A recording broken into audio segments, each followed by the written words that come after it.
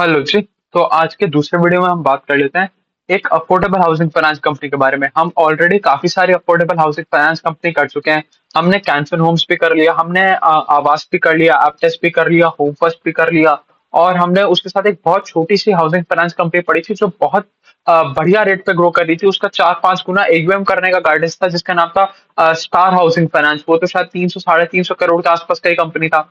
इसी तरीके से हमने बहुत सारी अफोर्डेबल हाउसिंग फाइनेंस कंपनी भी कर लिया। हमने पीएनबी हाउसिंग फाइनेंस भी कर लिया है, जो पहले तो नहीं किया करता था अफोर्डेबल हाउसिंग, बट अब अफोर्डेबल हाउसिंग में घुसने की कोशिश कर रहा है।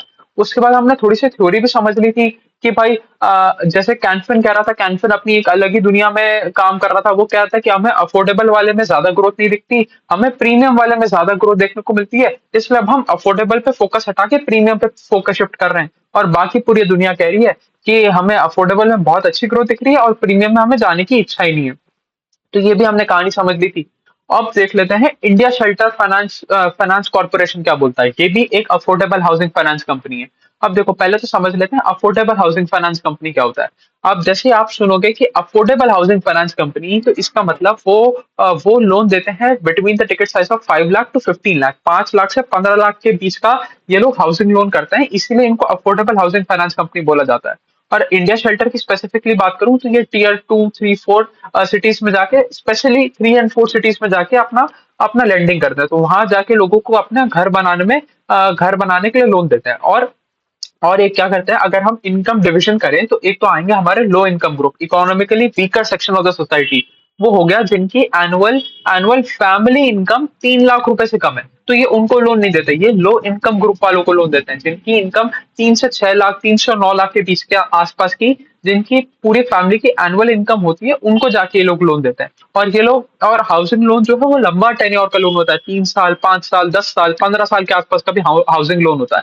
तो ये भी चीज हमें समझ के चलना है। अगर मैं इंडिया शेल्टर की बात करूं तो इंडिया शेल्टर का अगर मैं मार्केट कैप देखने जाए तो हमें पता चलेगा 8,200 करोड़ के आसपास का इनका अभी मार्केट कैप है। और अगर हम एयूएम ग्रोथ देखें तो धमाकेदार एयूएम ग्रोथ आ रहा है, 37% के आसपास का एयूएम ग्रोथ है on a Y Y level. और अब टोटल एयूएम साइज पहुंच गया है 6,500 करोड़ के आसपास, मतलब 6,500 करोड़ के आसपास का एयूएम साइज पहुंच गया, ये 37% ग्रोथ रेट के पास।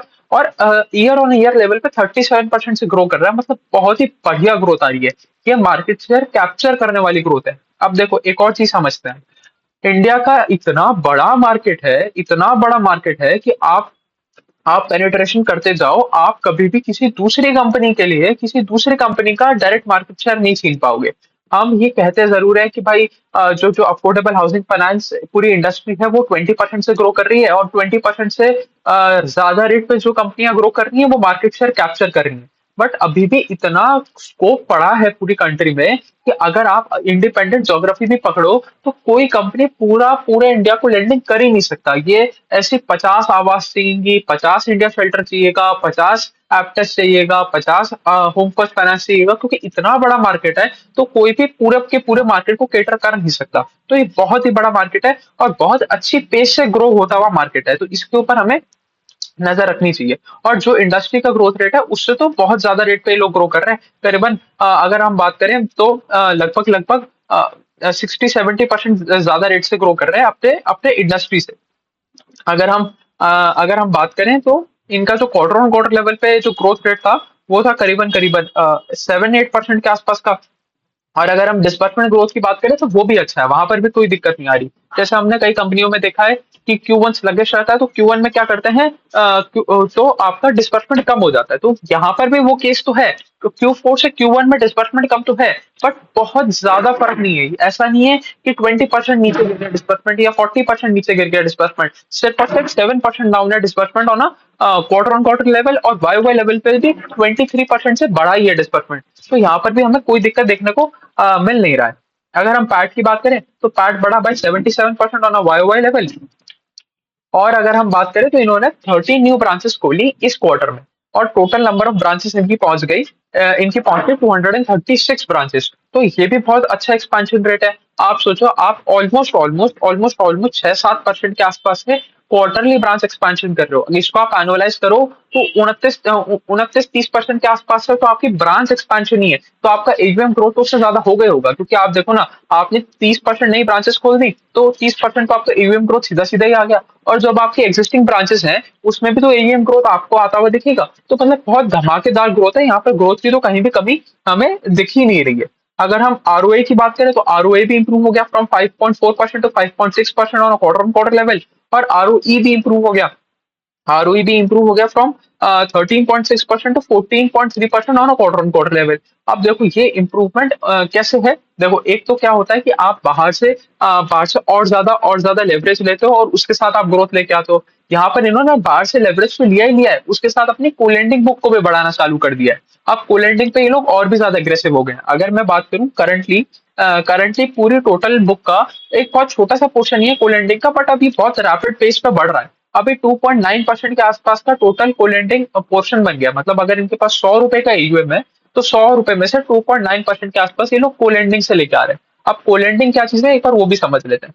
कोलेंडिंग में क्या होता है, कोलेंडिंग में आप किसी भी एक बड़े बैंक के साथ पार्टनरशिप में मिलके एक लोन देते हो। सपोज मेरे को एक हाउसिंग लोन चाहिए 10 लाख रुपए का, तो आप क्या करते हो, आप अब आप इंडिया शेल्टर क्या करेगा, इंडिया शेल्टर का सपोज कॉन्ट्रैक्ट है या पार्टनरशिप है विद एचडीएफसी बैंक, तो वो कहेगा कि आप मेरे को 8 लाख रुपए दे दो, एचडीएफसी बैंक को बोलेगा कि 8 लाख रुपए दे दो, 2 लाख रुपए मैं अपने मिलाऊंगा, और इस बंदे को मैं लोन आउट कर दूंगा और सारी सर्विस की जिम्मेदारी मेरी, और इससे जो भी इंटरेस्ट इनकम आएगी वो आप रख लेना। जो 80% एचडीएफसी बैंक ने दिया, उससे जो भी इंटरेस्ट इनकम आएगी वो एचडीएफसी बैंक के पास चली जाएगी, और उसके बदले एक छोटी सी fees HDFC bank India shelter को दे देगा कि तूने सारा का सारा लोन सर्विस किया, मेरे को कोई माथाफोड़ी नहीं हुई, तो तूने कस्टमर भी ढूंढा, कस्टमर का क्वालिटी चेक भी किया, फिर उसके बाद उसकी साइट भी जाके देखी कि कहीं घर पे घर बन भी रहा है या नहीं बन रहा, सब नहीं तो कहीं गायब भी तो नहीं है। और उसके बाद सारे के सारे कलेक्शन किया, कलेक्शन करने के बाद जो भी फॉर्मेलिटीज होती है, सब कुछ सारा काम तुमने किया, उसके बदले में छोटी सी ये लोग मेरे को फीस। अब इसमें दोनों को फायदा है। एक फायदा एचडीएफसी बैंक को क्या है कि उनका लोन बुक बढ़ गया बिना किसी माथाफोड़ी के, उनको कुछ भी काम नहीं करना पड़ा, और उनका जो लोन बुक है वो बढ़ गया और उनको इंटरेस्ट इनकम का फायदा मिल गया। इंडिया शेल्टर को क्या फायदा है, India shelter comparatively cheaper rate पे लोन दे सकता है, ज्यादा कंपेटिटिव इंटरेस्ट रेट पे लोन दे सकता है। कि अगर इंडिया शेल्टर तो एक एनबीएफसी है, एनबीएफसी के पास कासा अकाउंट तो होते ही नहीं, वहीं अगर एचडीएफसी बैंक की बात करें, एचडीएफसी बैंक के पास तो कासा अकाउंट है, तो उसके पास सस्ता सोर्स ऑफ फंड है। अब वो सस्ते सोर्स ऑफ फंड से अगर पैसा देगा तो एंड ऑफ द डे क्या होगा, कस्टमर को भी कम इंटरेस्ट पे लोन मिलेगा। अब अगर कस्टमर को कम इंटरेस्ट पे लोन मिलेगा तो कस्टमर ज्यादा अट्रैक्टेड होगा ना इंडिया शेल्टर की तरफ।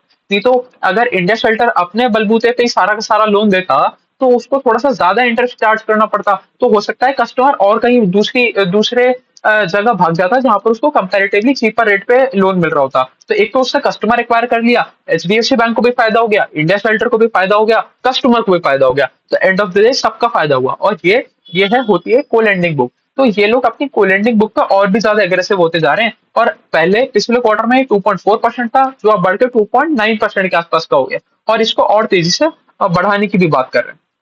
तो इसी वजह से हम देख रहे हैं इनका आरओई भी बढ़ गया। अगर मैं बात करूं अगर मैं बात करूं तो ये अफोर्डेबल हाउसिंग लोन्स देते हैं टीयर 2 और टीयर 3 सिटीज में। अगर हम देखने चाहें तो 50% इनका एयूएम आता ही टीयर 3 सिटीज से, और मोस्टली 70-75% आता है टीयर 2 और टीयर 3 से अगर हम जोड़ दें तो।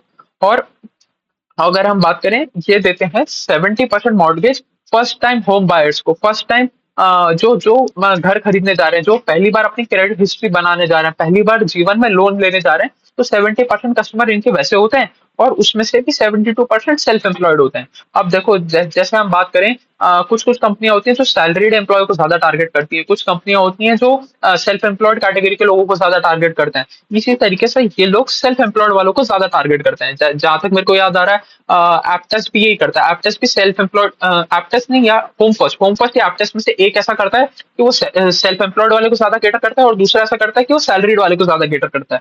तो ये कंपनी टू कंपनी वेरी करता रहता है, इससे हमें कुछ ज्यादा फर्क पड़ता नहीं, क्योंकि ये तो कोलैटरल बैक्ड है। आपने उसको मकान बनाने के लिए पैसा दिया और आपने उसका मकान ही गिरवी रख रखा है अपने पास, वो नहीं देगा तो आप उठा के ऑप्शन करोगे और उठा के अपना सारा का सारा पैसा रिकवर कर लोगे। अगर मैं इनके लोन टू वैल्यू रेशो की बात करूं तो लोन टू वैल्यू रेशो इनका लगभग लगभग है 52% के आसपास का, तो मतलब कहीं भी कोई दिक्कत नहीं है, क्योंकि देखो loan to value ratio housing finance कंपनियों की देखना थोड़ा सा इंपॉर्टेंट इसलिए बन जाता है क्योंकि ये लोग डिस्ट्रेस सेल करते हैं। बैंक को ये मतलब नहीं है कि प्रॉपर्टी की आज प्रॉपर्टी का प्राइस 100 रुपए है तो बैंक जाके 100 रुपए में ही बेचेगा। बैंक को इतना माथाफोड़ी करना ही नहीं है। बैंक जाएगा सीधा ऑप्शन करेगा, ऑप्शन में जो भाव मिलेगा वो वापस लेके घर आ जाएगा।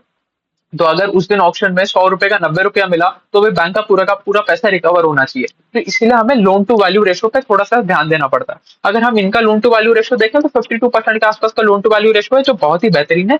कहीं से भी कोई भी दिक्कत वाली बात लग नहीं रही है। अगर हम एसेट क्वालिटी की बात करें तो एसेट क्वालिटी भी बहुत बढ़िया है। तो कुछ अगर हम एकदम बाल की खाल निकालने जाएंगे तो थोड़ी सी खराब हुई क्वार्टर ऑन क्वार्टर लेवल पे और फ्लैट रही हमारे वाई वाई लेवल पे, बट उससे कोई भी फर्क नहीं पड़ता। हाउसिंग फाइनेंस कंपनी और बहुत ही अच्छी एसेट क्वालिटी। अगर मैं आपको ग्रॉस एनपी नंबर बताऊं तो 1.1% का ग्रॉस एनपी है। अब आप देखो 1.1% में अगर पिछले क्वार्टर 1% था, अब 1% से बढ़ के 1.1% हो गया, तो उसमें हम ज्यादा माथा मारने जाएंगे तो बेवकूफी होगी ना हमारी कि भाई आप कह रहे हो कि ग्रॉस एनपी का ट्रेंड रिवर्स हो गया। तो इतना नहीं देखना है, इतना नहीं देखना है। अगर ग्रॉस एनपी 1.1% है तो that is more than sufficient, बहुत अच्छा ग्रॉस एनपी है। अगर नेट एनपी की बात करें तो 0.9% का नेट एनपी है। तो यहाँ पर भी कोई दिक्कत वाली बात नहीं है। अगर कलेक्शन एफिशिएंसी की बात करें तो कलेक्शन एफिशिएंसी भी इनकी अच्छी ही रहती है। Q1 में थोड़ी सी घट गई फ्रॉम 99% टू 98%। बट इसका रीजन क्या था? इसका रीजन वही है कि भाई हीट वेव थे, इलेक्शन थे, इसकी वजह से थोड़ी सी हमारी कलेक्शन एफिशिएंसी डाउन हो गई, जो Q2 में वापस जाके ऊपर आ जाएगी। तो इस चीज को हमें ट्रैक करना है कि Q2 में वापस ऊपर आई जानी चाहिए। बाकी यहाँ पर और कोई भी दिक्कत वाली बात नहीं है। अगर इनके जोग्राफिकल प्रेजेंस की बात करें तो हमने पहले बात करी थी कि इन्होंने 13 न्यू ब्रांचेस ऐड करी और टोटल 236 ब्रांचेस हो गई हैं इनके पास। और अगर हम बात करें कितने स्टेट्स में प्रेजेंट है तो करंटली 15 स्टेट्स में ये लोग प्रेजेंट है। और इनका 31% जो एयूएम है वो आता राजस्थान में से ही है। तो पहले राजस्थान से स्टार्ट हुआ हुआ कंपनी है, तो बहुत ज्यादा कॉन्सेंट्रेशन इनका राजस्थान में ही था। करीबन अगर वाई वाई लेवल पे देखें तो वाई वाई लेवल पे तो कॉन्सेंट्रेशन गिर गया फ्रॉम 43% टू 31%। तो धीरे धीरे एक्सपैंड हो रहे हैं, डाइवर्सिफाई हो रहे हैं, हर चीज हो रही है। बट अभी भी 31% एयूएम आता है राजस्थान से। कोई दिक्कत वाली बात नहीं, बहुत बढ़िया चल रहा है। और कंपनी के पास अभी भी स्कोप ऑफ एक्सपेंशन तो बहुत है, बहुत पेनिट्रेशन करना बाकी है। अभी यहाँ पर स्कोप का तो कोई दिक्कत ही नहीं है कि हाँ भाई हमने पूरा का पूरा ग्रोथ एग्जॉस्ट कर लिया, पूरा का पूरा पेनिट्रेशन कर दिया। इनके लिए तो अभी इतना लंबा रनवे है कि आगे आने वाले 5 साल, 7 साल, 10 साल तक भी ये इसी ग्रोथ को मेंटेन करके चल सकते हैं, क्योंकि इंडिया में क्रेडिट पेनिट्रेशन बहुत कम है। और हाउसिंग के लिए तो भरपूर भरपूर डिमांड ही डिमांड है। यहाँ पर तो इनको कोई दिक्कत आने वाली बात नहीं है कि ऐसा नहीं है कि इंडस्ट्री में ग्रोथ खत्म होता हुआ दिख रहा है, तो ऐसा बिल्कुल भी नहीं है। फाइनली अगर हम नंबर की बात करें तो हमें पता चलेगा इनका total income went up by 39% on a YY level and 7% on a quarter on quarter level.